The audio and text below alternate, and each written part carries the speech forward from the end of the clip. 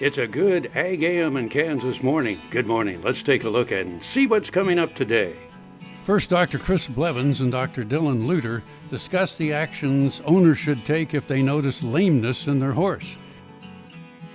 Next, Lucas Haig discusses the Cover Your Acres conference in Oberlin. And then we're off to the corn school, where Terry Griffin works to answer the question, how much equipment is needed to farm X number of acres? And Dave Mengel talks about nutrient management. We'll end with thoughts on how to decipher the cattle market. Closed captioning brought to you by Ag Promo Source. Together we grow. Learn more at agpromosource.com.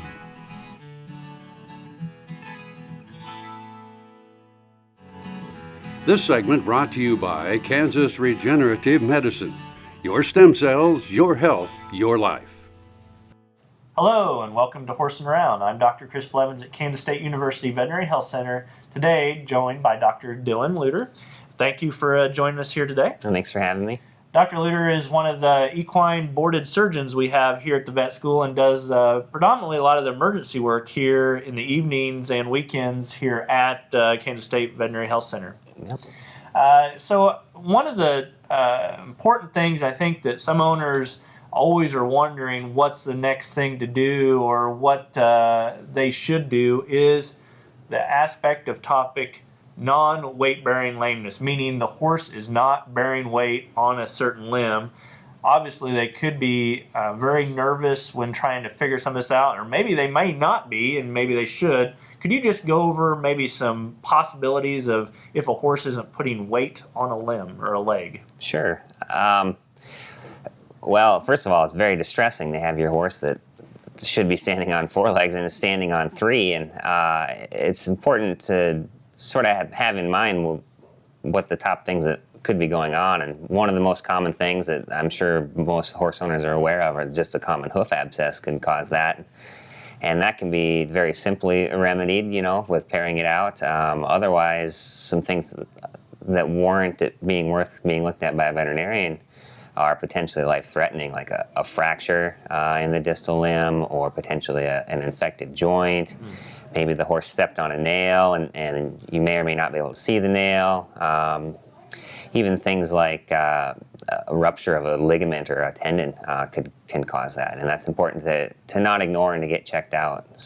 So I think, one of the things a lot of owners are like, oh, it's just an abscess. Well, it could be, but there's also other things that could be arising, and getting your veterinarian involved as soon as possible when you have that, I think, is something to keep in mind.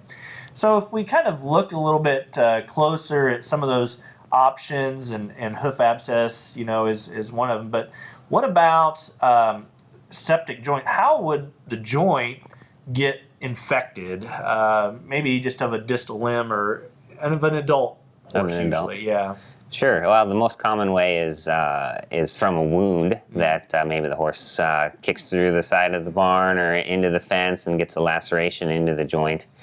Or maybe even gets poked by a stick and you can't even see the wound. That would be I would say 75 or 80% of the time. But sometimes the horse just gets sick, they get bacteria in their blood, and it actually travels to the joint and sets them an infection there. And I think that's something that always owners need to remember. If they get a wound, even if the wound is very small, depending on location, it could be fairly severe. Oh, exactly, yeah. So I think getting the veterinarian involved with that too. And the other one is just fractures and those things you hope you never have or see. What would be the biggest thing that the owner would need to make sure as they get to the veterinarian or moving the horse around, or what's kind of things that owners should know if they're worried about fracture? Definitely if they're worried about fracture, I would say as long as they're in a safe spot for the horse, not to let it move around too much, because the more that distal limb moves, the more damage it's doing to the area and could affect how things go forward if you're able to fix it. So just kind of keep the horse quiet and calm. Good. So I think the biggest thing is don't necessarily move the horse, assess the situation, communicate with your veterinarian. Yeah. And then you can always give us a call if you ever have other questions too, as things arise of a non-weight bearing lameness. Yep, we're here 24/7. All right. Well, thank you, Dr. Lear. Thank you very much. I'm Dr. Chris Blevins at Kansas State Veterinary Health Center, and we'll see you around.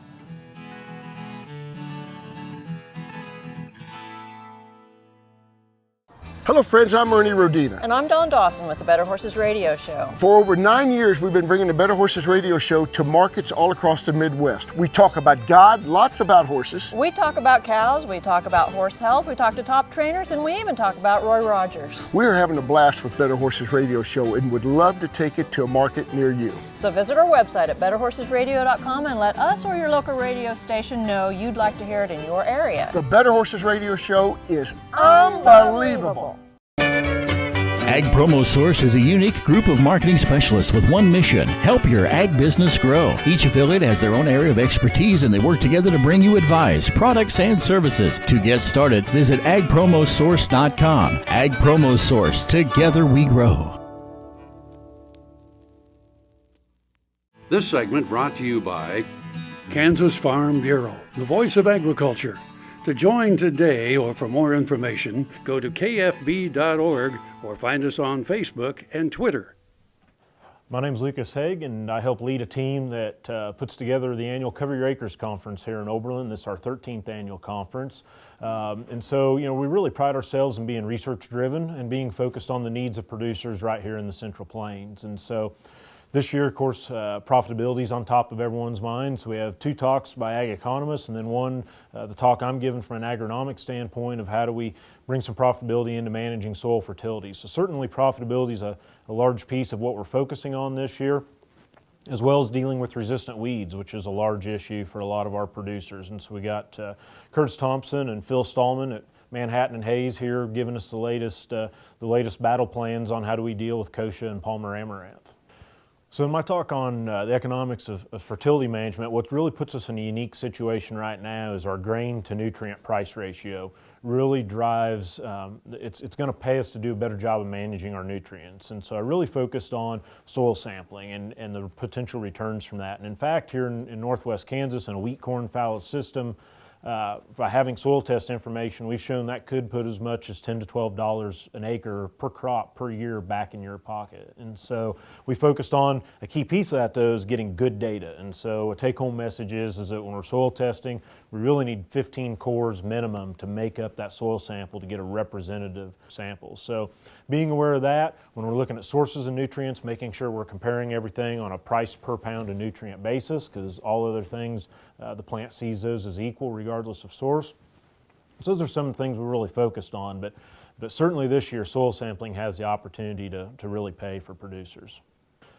So part of the deal with collecting 15 cores is we're trying to overcome the very small scale spatial variability that's in the field. From previous maybe banded fertilizer applications, or if we're grazing livestock on the field, we can create a lot of small scale variability. And so getting enough cores, and that 15 cores holds true whether we're taking a sample that represents an entire quarter section or whether we're taking a sample that represents a 2.5 acre grid cell. The 15 cores is very important. Also keep in mind that, as we're collecting samples, that we get them mixed thoroughly, let them air dry, and get them shipped off to your lab.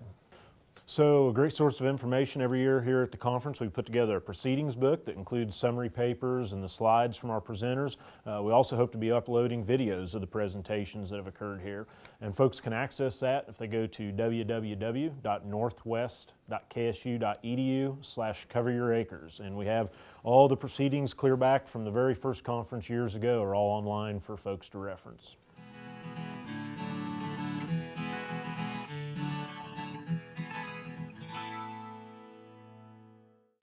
Next time you see a beautiful field of corn, reach out and thank the farmers who work tirelessly to raise corn for livestock feed, renewable fuels, and exports to feed a growing world population.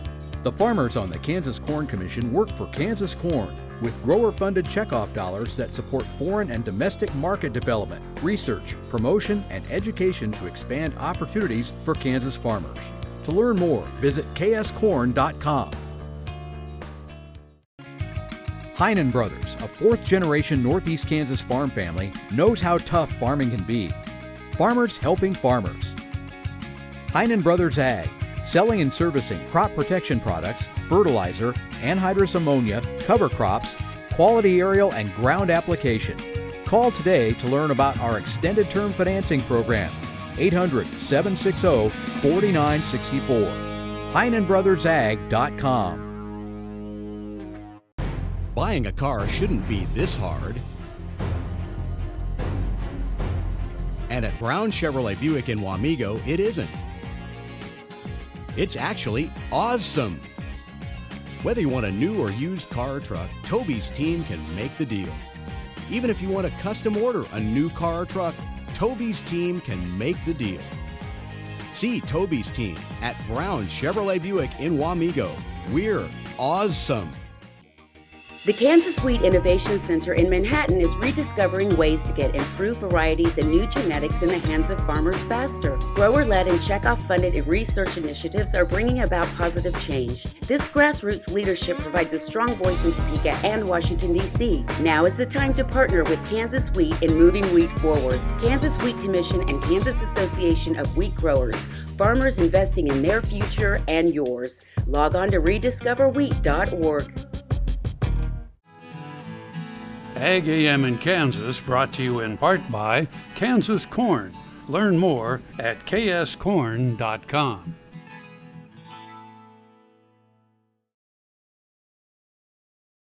I am Terry Griffin. I am the cropping systems economist here at Kansas State University. Today we're talking about some of the work that we've done in 2015 with days suitable for field work that come from USDA. Today though, we're adding some information about Kansas corn. We're talking about days suitable for field work and harvest progress, planting progress, to answer the question, how much equipment do we need to farm X number of acres? So that is, if I've got 2,000 acres and we're farming corn, sorghum, soybeans, and wheat, how many tractors, how many combines do we need to do that in a timely manner? The majority of my research is in precision ag, and we'll often get the question of, farm sizes. Is this only for larger farmers, or can smaller, medium-sized farmers take advantage of that? Well, you may have heard a lot about big data in the media recently, and we would argue that big data is an opportunity for even the smaller and medium-sized farmers to have an advantage with this. And the reason is, if you think about how larger farmers have information generated from their own farms that they can use for decision-making processes, well, now with big data, being that farms are aggregating data into a community, well, smaller and medium-sized farmers can take full advantage of that opportunity. So the combined data in a lot of ways is giving us information about not only the product and how it performs in its environment, but also how it performs across a variety of farmers. So now with big data, with the community aggregation of that data, the farm becomes a variable. So now we know how products perform across multiple environments and for different farm management practices. And so that's telling us what products should be used for different farms and different locations. So in particular Kansas, if you're from, those of you in Kansas know this full well, but those outside of the state may not know that Kansas has a lot of different climatic regions, okay? Northeast Kansas is very different than Southwest Kansas, or Southeast Kansas for that matter too. So in the last many years of agricultural research, we've been moving to state level, multi-state level recommendations for farming practices, moving away from that localized information. Precision ag, and in particular big data, is helping us to get more localized recommendations for farming, which has been a good thing, especially for Kansans. I'd encourage you to visit our website, agmanager.info, in the Department of Agricultural Economics at Kansas State University. All of my research and extension outreach is on this website, as well as my colleagues. So there's a full spectrum of agricultural information across crops, livestock, policy, and so forth.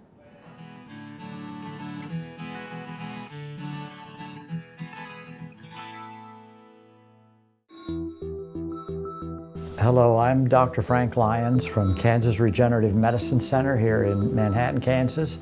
Daryl was one of our patients that we did about 7 months ago. I dug trees by hand for years and years and years. In the process, I wore out my rotating cuff. But when I learned about this process, I thought if there's a way to get rid of this pain, then I want to do it. So we did it, and it worked. And I'm not going to go out and dig trees with a shovel anymore, but I can do the things that I want to do now. Well, it's been very gratifying to help people with their painful joints and other entities.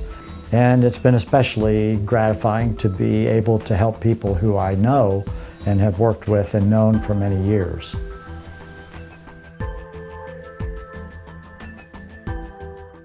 Grain sorghum is one of the most important cereal crops worldwide, and Kansas leads the nation in its production. A high-energy, drought-tolerant crop, sorghum only requires 6 inches of water to produce the first bushel. And with its wide uses and easy adaptation, sorghum proves to be a truly indispensable crop.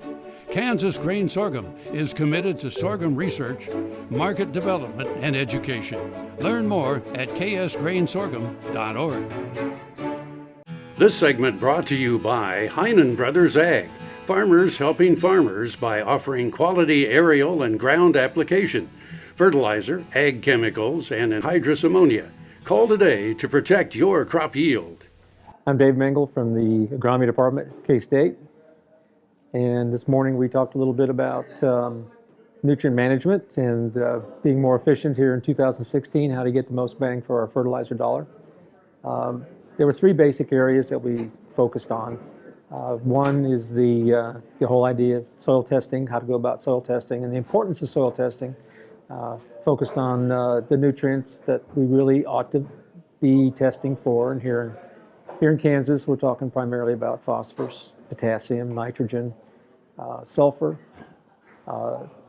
chloride, and also the importance of soil pH. That's really something that's not taken as seriously as it should. Then we focused on the use of starter fertilizer a little bit. But generally we talk about starter fertilizer for phosphorus, but what we were focusing on or talking about today was the use of nitrogen in starter fertilizers and how that really needs to be looked at in corn production today. Something that's often overlooked but can pay some really big dividends. Then the majority of the time we really talked about the whole concept of nitrogen management and the 4 R's of nitrogen management. The right rate, what is the right rate? How much nitrogen does corn need? What percentage of the nitrogen that a corn plant takes up is actually from fertilizer as compared to the soil itself? Things of that nature. Then we talked about the sources that are available and how we can utilize them more efficiently. And the whole idea was to really build a management system looking at source and rate and time and placement to get the most efficiency out of that product. In Kansas in general, we generally figure we get about a 50% utilization of nitrogen fertilizer. About half that we apply goes into the plant. About a quarter of it goes into the soil, and about a quarter of it's lost. So how can we change that around so that a higher percentage goes into the plant and a smaller percentage is lost from the system? That's the whole idea. And if we can do that successfully, then we can ensure that we get high yields. We can stabilize those yields by reducing loss in some of the bad years. And we can also be more efficient in terms of the cost of production. So when we think about nitrogen loss, there's 4 basic mechanisms where we can lose nitrogen fertilizers, and they're all different and they all occur in Kansas, but in different places. Leaching is a process that is involved in sandy soils. So if we have lots of nitrate nitrogen out there in the soil and it rains, a lot of it's going to move through the soil and be lost out the bottom. Denitrification is a similar process in heavy soils, only here it's a gaseous loss. If we get a heavy rain, we have nitrate present. Some of the organisms in the soil are adapted to utilizing that nitrate as an oxygen source, and poof, we'll lose the nitrogen off as N2 gas. Denitrification is that process. Another process is immobilization, and basically what happens is if we have a lot of residue present and it is wide carbon to nitrogen ratio, in other words, it has lots of carbon and little nitrogen, corn stalks, grain sorghum stubble, wheat stubble, and we put nitrogen fertilizer on top of that, then a significant amount of that nitrogen fertilizer will be used by the bugs in that residue trying to decompose it. That's immobilization. And then the last one is volatilization. It's a urea problem. You put urea on top of that residue or on top of a high pH soil. As it converts to ammonium, a portion of it will go off into the atmosphere as ammonia gas. So you assess the situation you're dealing with. How much rainfall do you get? What's the drainage of your soil? How are you applying that nitrogen? The placement, can you put a fertilizer below that residue and reduce a volatilization and immobilization process? You can. There's ways to do it fairly inexpensively. So these are the kind of things that we want guys to talk about, think about.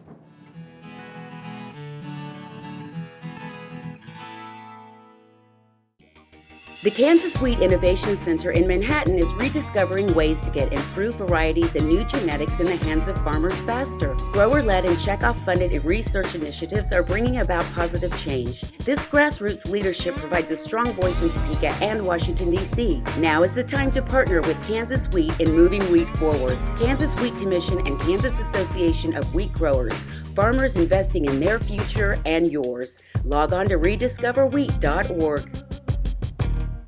Soil is the life of a farm, and for 25 years, SureCrop Liquid Crop Nutrition has helped growers produce abundant quality crops while preserving and improving the soils they steward. SureCrop offers complete soil and plant analysis with cropping recommendations, delivery direct to your on-farm storage, and quality crop nutrition custom blended for your field. Choose SureCrop for the assurance of excellence for your soil. Call today or visit their website for more information. Kansas Farm Bureau, the voice of agriculture, represents grassroots agriculture. The state's largest and most powerful farm organization stands up for its members through leadership development, agriculture education, legal defense, environmental advocacy, farm safety, and risk management. Members also enjoy money-saving benefits. To join our organization today or to learn more, go to www.kfb.org or find us on Facebook and Twitter. Grain sorghum is one of the most important cereal crops worldwide, and Kansas leads the nation in its production. Over the years, sorghum has been either exported, used in animal feed domestically, or for other industrial uses. Recently, its use in the ethanol market has seen tremendous growth, with 30% of domestic sorghum typically going to ethanol production. Kansas Grain Sorghum is committed to sorghum research, market development, and education. Learn more at ksgrainsorghum.org. Valley Vet Supply is devoted to providing information and professional quality products at reasonable prices. Valley Vet Supply. AGam in Kansas is brought to you in part by SureCrop, liquid crop nutrition delivered right to your farm. Our job as seed stock producers is to multiply the better genetics, superior genetics, and pass them on to our consumers. Economic signals are the main driver, but the Tokash family knows their decisions impact everyone in the beef chain, and it's a burden they don't take lightly. And hopefully, we're all in the business to make a dollar, but at the same time, we're producing a quality product. We hopefully can sell it at a premium and that we can get some of that premium back here at the ranch.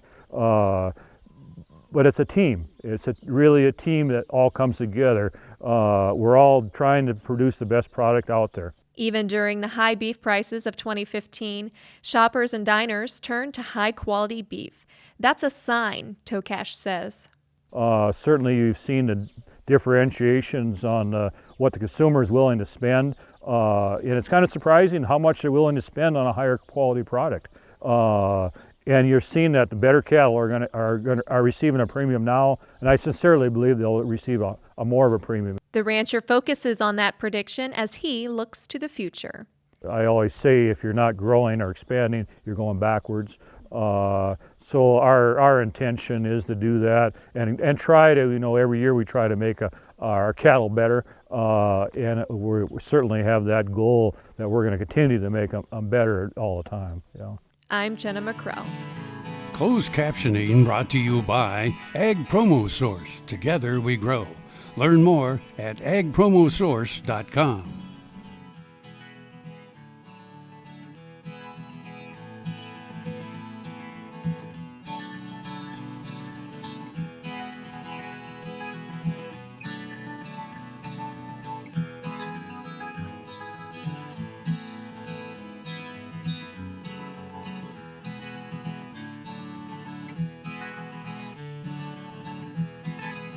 To see this show and past episodes of AGam in Kansas, go online to agaminkansas.com.